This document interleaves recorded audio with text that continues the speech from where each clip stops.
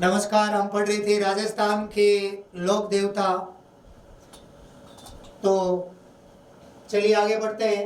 ये notes RBSE NCERT और guide से मिलाकर बनाए गए हैं, तो कंपटीशन की एग्ज़ाम की तैयारी करने वालों के लिए बेहद ही उपयोगी साबित होंगे।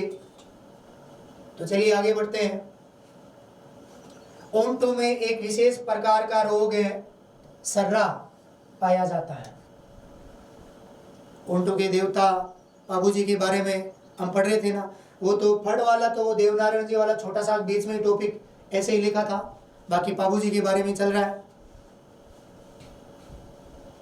बाबू जी की स्मृति में ध्यान देना, थाली नृत्य किया जाता है।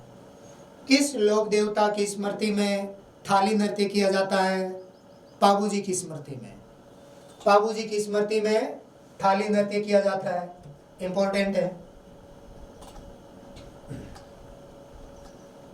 बाबूजी ने देखो मुल्तान के मुस्लिम शासक दुदा सुमरा को हराया था।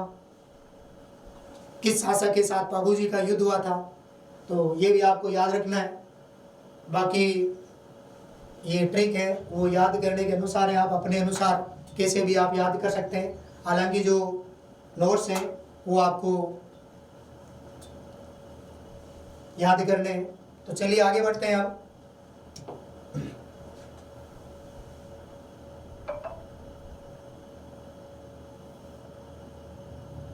तो ये तो हमने पढ़ ही लिया था बाबूजी वाला, दोबारा आ गया, कोई बात नहीं। अब पढ़ेंगे हम गोगा जी।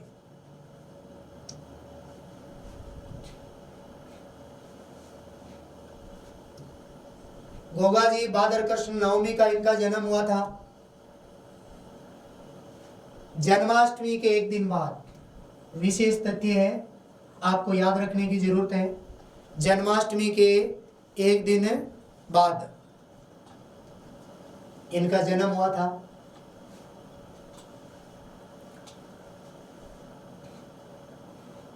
पांच पीरों में सर्वाधिक प्रमुख स्थान है, सर्वोपरि स्थान है गोगा जी का।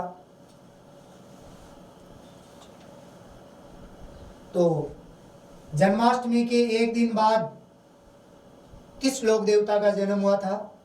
गोगा जी का। गोगा जी के मुस्लिम पुजारी हैं, वो चायल कहलाते हैं। गोगा जी के मुस्लिम पुजारी चायल कहलाते हैं।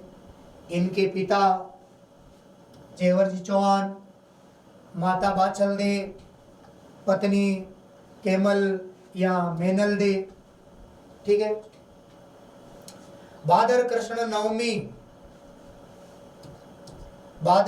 नवमी नौहर हनुमानगढ़ में इनका मेला लगता है। इनके गुरु का नाम तो आपको पता ही है, गोरखनाथ था। देखो ये इंपॉर्टेंट है, गोगा जी का जन्म ददरेवा चूरू में हुआ था।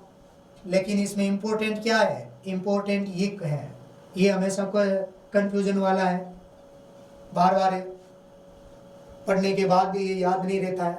तो गोगा जी का जो जन्म स्थान है ना, उसी को शीर्ष मेढ़ी कहा गया है, ध्यान रखना। दो है ना, शीर्ष मेढ़ी और दूर मेढ़ी। तो शीर्ष मेढ़ी है वो कहाँ है? ददरेवा चूरू, इस जहाँ इनका जन्म हुआ था गोगा जी का, इसी को शीर्ष मेढ़ी कहा जाता है। जब हम अलग अलग बार बार पढ़ते हैं, कितनी बार कि दूर मेढ़ी, शीर्ष मेढ़ी, फिर अलग अलग ही हो जाता है। तो आप ऐसा याद रखें, जहाँ इसका जन्म हुआ था वही इसका शीर्ष मेढ़ी कहलाती है। ठीक है। लेकिन ज़्यादातर वो उसमें कर देते हैं नौहर हनुमानगढ़ जैसे अलग अलग। मृत्यु में समाधि है गोगा मेढ़ी, नौहर हनुमानगढ़, इसे ही धुर मेढ़ी कहते हैं।